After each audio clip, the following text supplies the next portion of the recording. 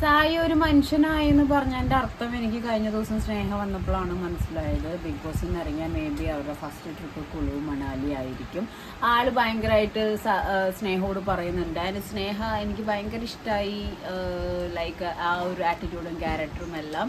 Like Jasmine Sai പറയുന്നുണ്ട് ഭയങ്കര ignoring ആയിരുന്നു. അവിടെ ഉള്ളവർ വന്നിട്ട് പൊട്ടെങ്ങനെയുണ്ട്, കണ്ണ് ചെയ്ത് എങ്ങനെയുണ്ട്, ലിപ്സ്റ്റിക് എങ്ങനെയുണ്ട് എന്നൊക്കെ ചോദിക്കുമ്പോൾ അപ്പോഴാണ് ആൾക്ക് മനസ്സിലായത് സ്നേഹ എൻ്റെ അടുത്ത് വന്ന് ചോദിക്കാറുള്ള കാര്യങ്ങൾ എന്നൊക്കെ പറഞ്ഞാൽ ആൾ ഭയങ്കര ഓപ്പൺ അപ്പായിട്ട് സംസാരിച്ചു. ആൾക്ക് ആളുടെ തെറ്റ് മനസ്സിലാക്കി.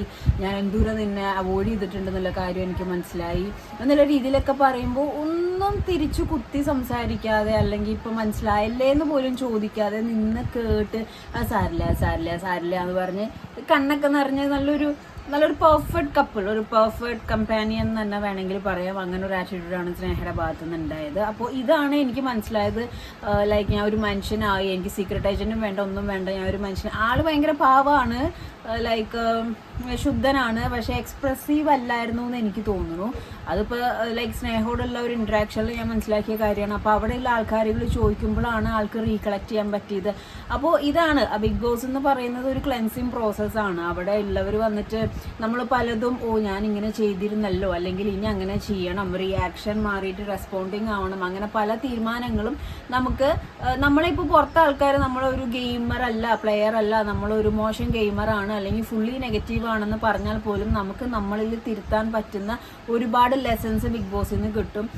എത്രയൊക്കെ അതിൻ്റെ ഉള്ളിട്ട് ചവിട്ടി കൂട്ടിയാലും പുറത്തേക്ക് ഇറങ്ങുമ്പോൾ നല്ലൊരു ഔട്ടോട് കൂടിയിട്ടായിരിക്കും നമുക്ക് ഇറങ്ങാൻ പറ്റുന്നുണ്ടാവുക. അപ്പോൾ സായി ആ ഒരു സത്യം മനസ്സിലാക്കുകയും പുറത്തിറങ്ങിയിട്ട് കുളു മണാലി പോവാന്നൊക്കെ പറയുക. അപ്പം സ്നേഹ ഭയങ്കര ഹാപ്പി ആയിട്ടുണ്ടാവും. അപ്പോൾ ഇതാണ് ബിഗ് ബോസ്. അപ്പോൾ സായിയെ സംബന്ധിച്ചിടത്തോളം ലൈക്ക് ലോട്ടറിയാണ്. കാര്യങ്ങൾ മനസ്സിലായി, സ്നേഹോട് തുറന്ന് പറയാനുള്ള മനസ്സ് കാണിച്ചു, സോറി പറഞ്ഞു, അതേപോലെ അച്ഛനായിട്ട് സംസാരിച്ചു, അത് ക്ലിയർ ഓഫ് ചെയ്തു. അപ്പം ബിഗ് ബോസ് എന്ന് പറയുന്ന സംഭവം ഒരുപാട് ഓപ്പർച്യൂണിറ്റീസ് ഇല്ല, അല്ലെങ്കിൽ പല സിറ്റുവേഷൻ, പല സീസണിലും പാരൻസ് ഇല്ലാത്തവർക്ക്, പാരൻസായിട്ട് ഉടക്കി നിൽക്കുന്നവർക്ക് പോലും അതിലെ കണ്ടസ്റ്റൻസ് തിരിച്ച് സീസൺ കഴിഞ്ഞിട്ട് വീട്ടിലോട്ടാണ് കയറി ചെല്ലുന്നത്. കാരണം നാദിരയുടെ കാര്യം, കഴിഞ്ഞ സീസണിലെ ജാസ്മിൻ്റെ കാര്യം ഒക്കെ ആണെങ്കിലും ആ ഒരു റീയൂണിയൻ ബിഗ് ബോസ് കാരണം അവിടെ സാധിക്കുന്നുണ്ട്. അപ്പോൾ സായിയുടെ ആ ഒരു തുറന്നു പറച്ചിലും അതിന് ശേഷമുള്ള ഒരു ബോണ്ടിങ് നല്ല റീജോയിനായി, സ്നേഹയ്ക്കും ഭയങ്കര ഹാപ്പിയായി.